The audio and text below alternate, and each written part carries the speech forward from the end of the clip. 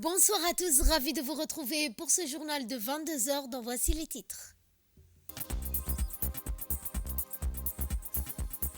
Un atelier de formation pour le renforcement des capacités de points vocaux a été organisé au Kempinski. Également dans l'actualité, plus de 50 Palestiniens de plus ont été tués lors de frappes autour d'un hôpital et d'un camp de réfugiés. C'est ce que nous verrons en fin de journal. Bonsoir à tous. La commission des finances de l'économie générale et du plan a poursuivi ses travaux ce dimanche en se concentrant sur la partie relative aux dépenses de l'État. La séance présidée par l'honorable Sharmake Moussa Aré, président de la commission des finances, s'est tenue en présence de M. Ismaël Ibrahim Roblé, ministre du budget, accompagné de son secrétaire général et de ses principaux collaborateurs. Au cours des travaux, la commission a également auditionné M. Hassan Omar Mohamed Burhan, ministre de la Défense chargé des relations avec le Parlement. Celui-ci a été accompagné du chef d'état-major de la Défense, le général Taher Ali Mohamed, ainsi que de ses proches collaborateurs. La deuxième partie de la séance a été consacrée à l'audition de M. Mohamed Ahmed Awale, ministre de l'Agriculture, de l'eau, de la pêche, de l'élevage et des ressources halieutiques, accompagné du directeur général de l'Office national de l'eau et de l'assainissement de Djibouti. Au terme de ces délibérations, la commission des finances, de l'économie générale et du plan a émis un avis favorable sur le projet étudié et a transmis pour adoption lors de la prochaine séance publique de l'Assemblée nationale. Je vous l'annonçais en début de journal, cet atelier de formation sur le renforcement des capacités des points focaux genre, sous l'égide de la ministre de la Femme et de la Famille, Mme Mouna Ousmane Aden, ainsi que de représentants non résidents de l'ONU Femmes à Djibouti en collaboration avec le ministère de la Femme et de la Famille, a lancé ce matin au Kempinski Palace Hotel les ateliers de formation de 3 jours sur le renforcement des capacités en matière d'intégration genre dans le développement. L'objectif de cet atelier est de former et de renforcer les capacités des points focaux dans la compréhension des concepts, principes et approches méthodologiques et explorer des solutions adaptées au contexte de Djibouti. L'atelier s'est amélioré. Comment est-ce qu'on fait, comme on dit, les gender mainstream, on dit en anglais tout le temps. Comment est-ce qu'on va assurer qu'on va intégrer les genres dans tout ça que nous faisons.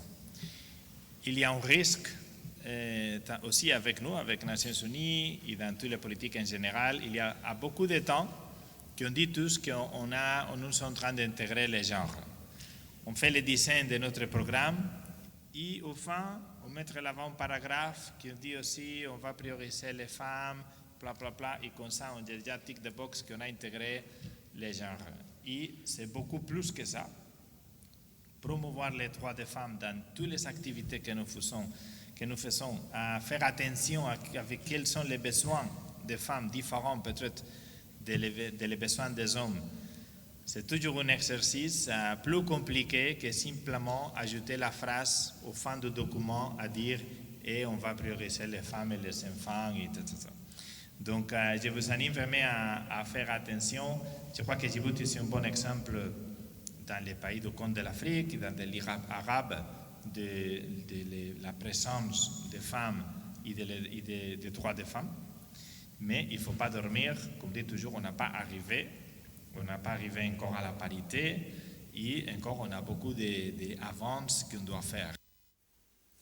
Dans son intervention, la ministre de la Femme et de la Famille, Mme Mouna Ousmane Aden, a demandé aux participants de cet atelier d'unir leur savoir et expertise pour l'intégration genre dans le développement. Voici un extrait de son intervention. Je suis d'autant plus ravie que l'objet de votre atelier rencontre largement la préoccupation de mon département de pouvoir compter sur des compétences professionnelles pour mener à bien nos politiques, programmes et projets. Comme vous le savez tous, l'égalité face au droit constitue un droit fondamental inscrit dans les objectifs de développement durable. L'événement d'aujourd'hui marque une étape pertinente dans notre engagement collectif en faveur de l'égalité des sexes et de l'autonomisation des femmes. Cependant, malgré les progrès réalisés, l'intégration du genre reste encore un défi majeur pour notre pays où les inégalités persistent dans de nombreux domaines de la vie, limitant les opportunités et le potentiel de milliers de femmes. Mesdames et messieurs, en tant que point focal, vous êtes en première ligne du combat pour une société égalitaire que nous menons. Votre rôle est essentiel pour garantir les égalités face aux droits et que ces égalités soient au cœur de nos actions. Je tiens à saluer votre engagement et votre détermination malgré l'incompréhension de votre rôle que vous percevez de temps à autre, les sentiments de solitude que vous pouvez ressentir et les pesanteurs administratives que vous êtes souvent dans l'obligation de lever. Il importe enfin d'adopter des approches proactives, car avec l'accélération des progrès technologiques, les changements démographiques et sociaux deviennent plus rapides et donc plus réfractaires à nos cadres de réflexion et d'approche traditionnelles. Mesdames et messieurs, l'intégration de la dimension genre dans tous les aspects de la réponse humanitaire, de la collecte des données à la distribution de l'aide, le renforcement des mécanismes de protection des femmes et des filles, en mettant notamment en place des espaces sûrs et en renforçant les systèmes de justice et le soutien des organisations des femmes dans les régions, en leur donnant les moyens d'intervenir dans les réponses humanitaires, sont d'autant d'objectifs sur lesquels l'État travaille avec abnégation. Nous attendons de vous de mettre votre savoir-faire et votre expertise pour appuyer ce sillon de progrès en y apportant votre propre appui et en incitant vos collègues et votre environnement humain à s'y engager pleinement. Dans l'actualité également, le ministère de l'Environnement et du Développement durable, en collaboration avec le Programme des Nations Unies pour le développement, a organisé ce matin au Sheraton Hotel l'ouverture de l'atelier de formation sur la mise en œuvre du cadre de transparence renforcée de l'accord de Paris sur le climat. Et ce, dans le renforcement des capacités des participants sur les exigences en matière de transparence établies dans l'accord de Paris.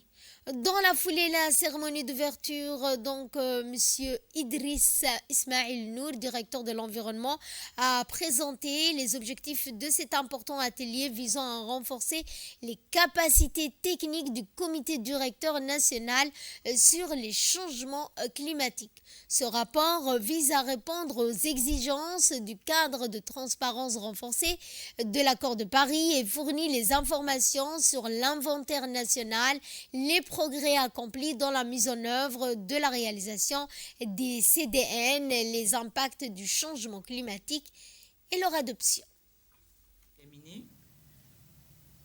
Qui constitue donc un pilier important de l'engagement de différents pays et Djibouti a bien entendu mis à jour sa CDN qui traduit donc l'engagement concret que le pays veut prendre dans le cadre du changement climatique.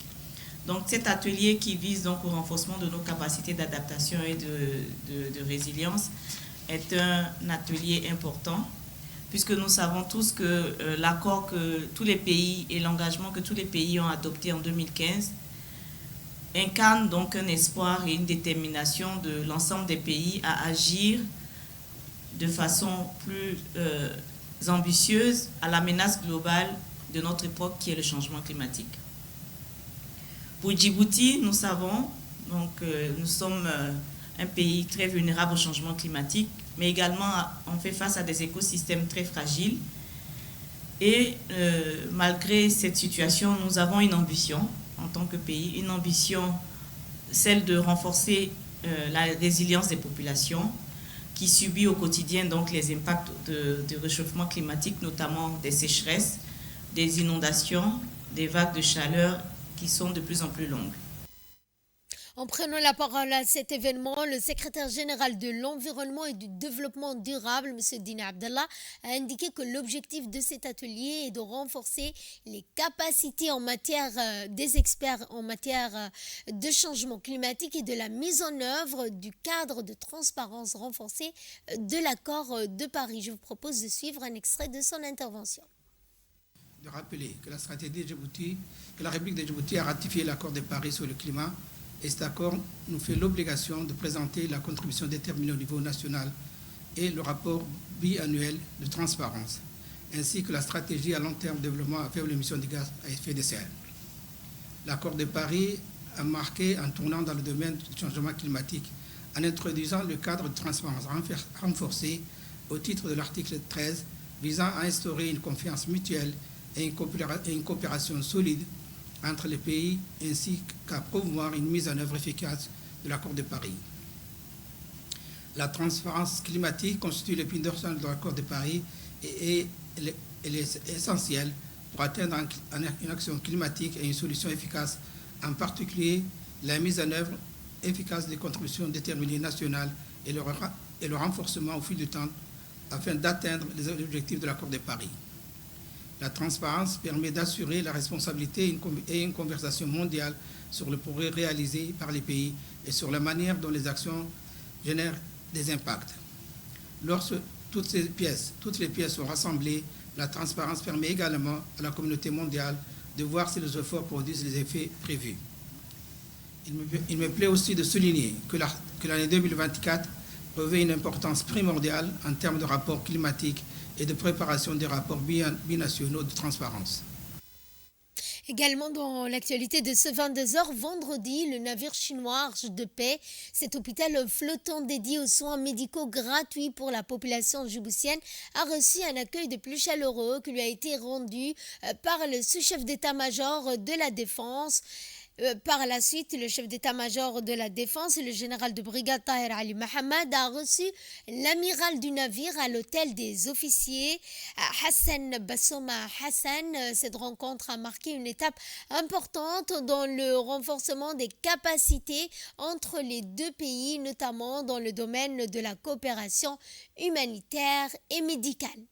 Lors de cette rencontre, le général a exprimé sa gratitude pour cette initiative humanitaire d'envergure qui a permis d'offrir une aide précieuse à la population djiboutienne. Il a également souligné l'importance de cette coopération médicale, saluant le soutien constant et l'engagement de la République populaire de Chine.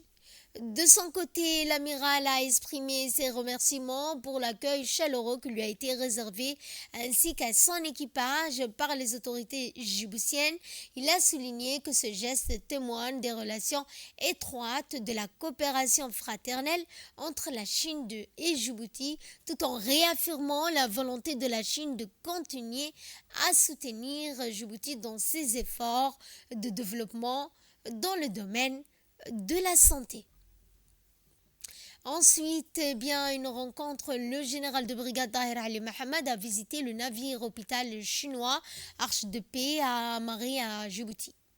Au cours de la visite, le général de brigade a pu parcourir et découvrir les équipements médicaux spécialisés et les infrastructures dédiées à la prise en charge des soins de santé à la population. L'amiral a également expliqué les dispositifs mis en place pour offrir des soins de qualité aux populations locales, en particulier dans les différents domaines de la santé. Cette initiative s'inscrit dans le cadre d'une coopération humanitaire renforcée entre la Chine et Djibouti, visant à offrir des services de santé de qualité à la population locale. La visite a permis de souligner l'engagement des deux pays à renforcer leur partenariat dans le domaine de la santé. Le navire équipé d'infrastructures de pointe et dirigé par des professionnels de santé chinoises a mis à disposition des consultations, des traitements chirurgicaux ainsi que des soins préventifs. Dans la journée d'hier 7 décembre, la salle de réunion de la direction générale des gardes-côtes a abrité une cérémonie de remise officielle des deux patrouilleurs de 35 mètres chacun acquis par la garde-côte.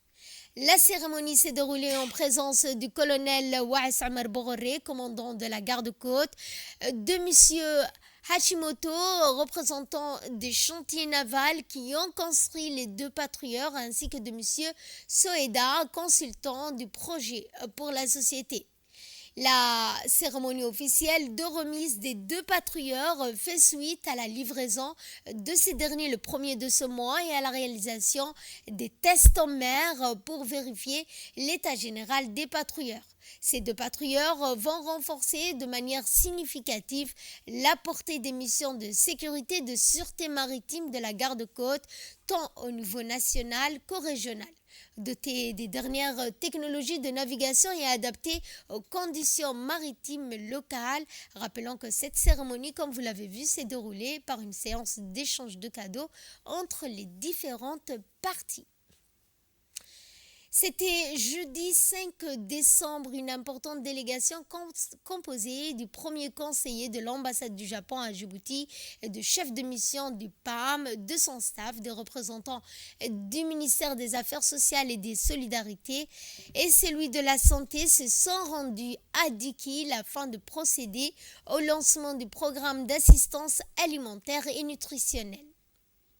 Cet événement marque le début d'une initiative visant à améliorer la sécurité alimentaire et nutritionnelle des populations vulnérables de la région. À leur arrivée, la délégation a été accueillie et reçue par le préfet de la région de Dikil, M. Hassan Abdi Roublé.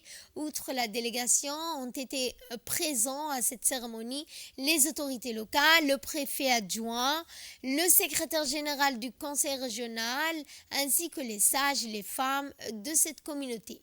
Ce vaste programme d'assistance est financé par l'ambassade du Japon à Djibouti et mis en œuvre par le Programme alimentaire mondial. Au total, plus de 5000 ménages de la région de Dikil bénéficieront de ce noble programme. Le programme s'étendra sur une période de 3 mois durant laquelle des vivres seront distribués aux bénéficiaires.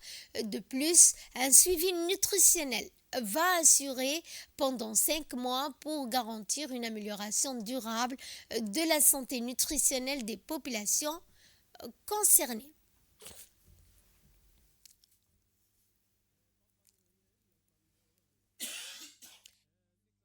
Propose de suivre les 2 interventions respectives du représentant du PAM, ensuite celle du premier conseiller de l'ambassade du Japon. Pour nous, un plaisir d'être parmi vous aujourd'hui pour ce lancement symbolique de ce nouveau projet d'assistance alimentaire aux populations victimes de sécheresse et d'autres formes de crise. On peut se demander pourquoi cette localité. On pourrait faire la cérémonie à Djibouti, ou bien à Dikil, ville, ou bien à Ali Sabié. Mais on a trouvé mieux de venir à contact de ceux qui vont effectivement recevoir l'assistance, ceux qui vont effectivement bénéficier de ce financement pour les écouter, échanger avec eux, mais aussi voir comment ce projet permet de leur apporter un peu de sourire. Comme on vient le voir nous tous, la localité est très différente de ce que nous voyons à Djibouti ou bien dans les autres milieux urbains.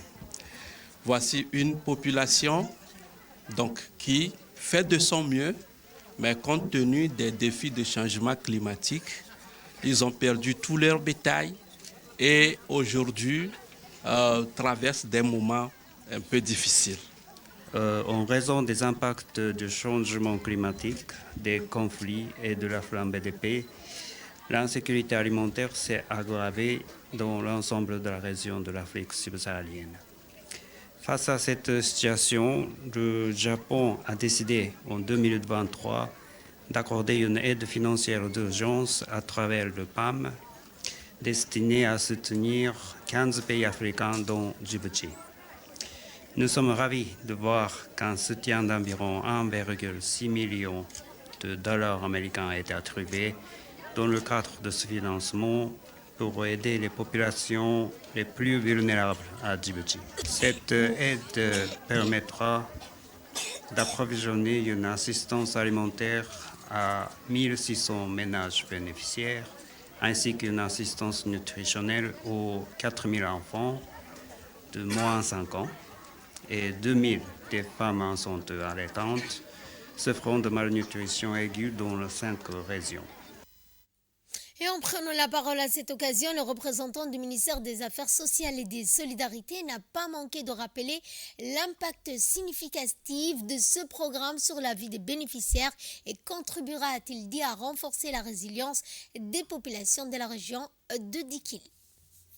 Immense plaisir pour moi d'être ici dans la région de Dikil et particulièrement dans la localité de Taouou pour procéder avec 2 partenaires stratégiques, à savoir le PAM et le gouvernement du Japon, représenté ici par le premier conseiller, pour procéder au lancement du projet alimentaire et nutritionnel destiné aux communautés impactées par les chocs. Comme vous le savez, la République de Djibouti et la région en général a été impactée par les sécheresses récurrentes ces dernières années et ce projet arrive à point nommé. Comme vous le savez, le ministère des Affaires sociales est chargé de la politique sociale du gouvernement et il a pour mission première la lutte contre la pauvreté et la promotion de la solidarité. Et ce geste vraiment de solidarité émanant du gouvernement japonais et du peuple japonais est le bienvenu. Merci beaucoup et nous témoignons notre profonde gratitude à l'égard de ce pays qu'est le Japon qui a toujours été à nos côtés dans le cadre de la sécurité alimentaire. Une délégation du ministère de la Jeunesse et de la Culture s'est rendue à Hayoub, dans la région de Bok, pour un atelier sur la présentation du projet portant sur le statut de l'artiste, suivi d'un volet sur la collecte de la répertorialisation des patrimoines culturels immatériels de la région. Ces ateliers s'inscrivent dans les efforts du ministère de la Jeunesse et de la Culture à promouvoir et protéger le droit des artistes tout en contribuant à la valorisation du patrimoine culturel immatériel de la région. L'atelier s'est tenu dans la salle de réunion du conseil régional en présence des autorités locales, de la directrice culture, de la consultante du projet, du cadre du ministère de la Jeunesse et de la Culture, ainsi que des artistes de diverses catégories culturelles artistiques de la région de Bok.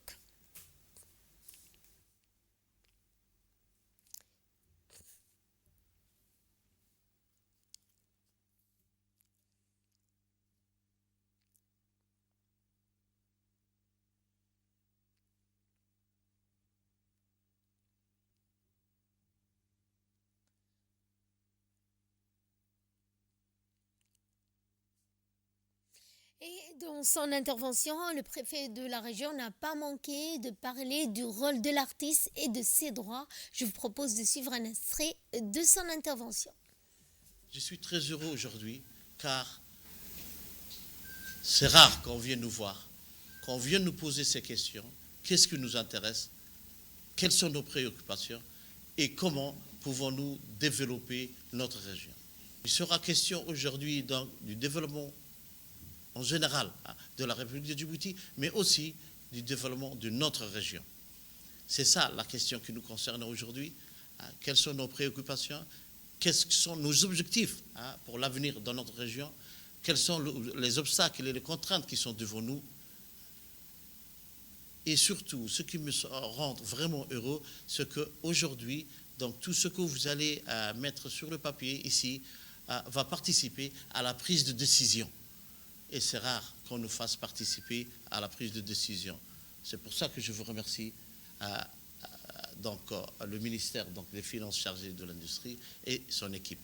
Ces questions sont importantes. Cet atelier est très important. Alors, s'il vous plaît, je vous demande de bien réfléchir et de bien participer.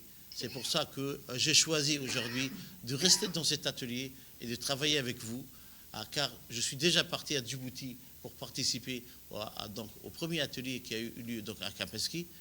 Et aujourd'hui, j'ai la chance d'avoir l'équipe ici avec nous à Obok.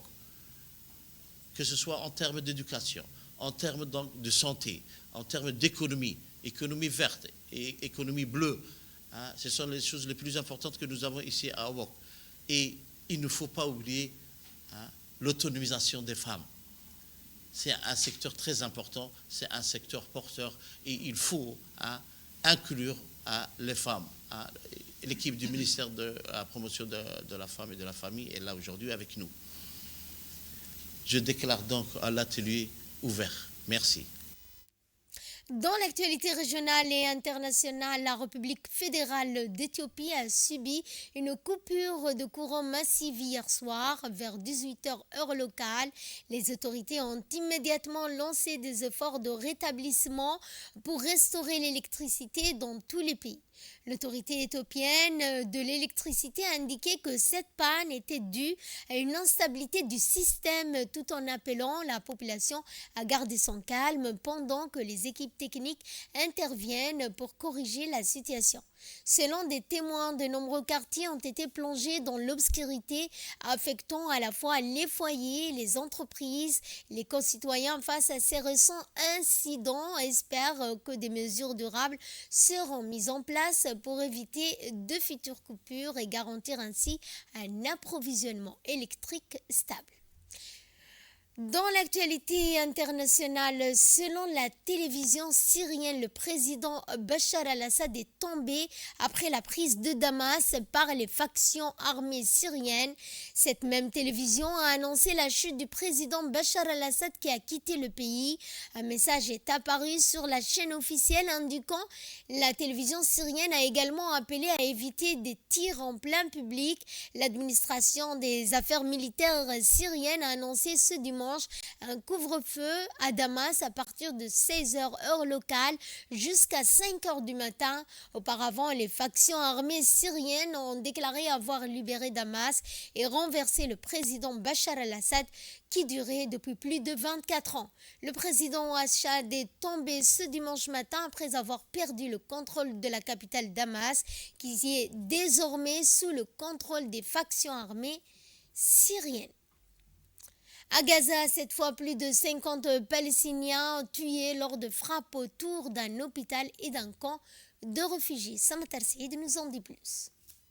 Depuis 2 mois, ces opérations militaires dans le nord de la bande de Gaza. Au milieu d'après-midi, le porte-parole de la défense civile, Mahmoud Bassal, a fait état d'au moins 29 morts et plusieurs dizaines de blessés dans le nord de la bande de Gaza depuis l'aube, du fait des bombardements israéliens incessants, en particulier autour de l'hôpital Kamal Adwan et des tirs de drones visant l'hôpital lui-même. L'Organisation mondiale de la santé a qualifié d'extrêmement préoccupante la situation dans cet hôpital, l'un des rares encore opérationnels, particulièrement dans le nord du territoire palestinien dévasté par 14 mois de guerre. L'OMS a rapporté plusieurs attaques cette semaine sur l'hôpital Kamal Adwan, assurant que l'établissement de santé avait été la cible des tirs de drones à 8 reprises depuis jeudi et que les réseaux d'oxygène, d'air comprimé, d'eau de l'hôpital avaient été endommagés. Au moins 44 000 personnes, en majorité des civils, ont été tuées dans la campagne meurtrière d'Israël sur l'enclave assiégée, selon des données du ministère de la Santé jugées fiables par l'ONU.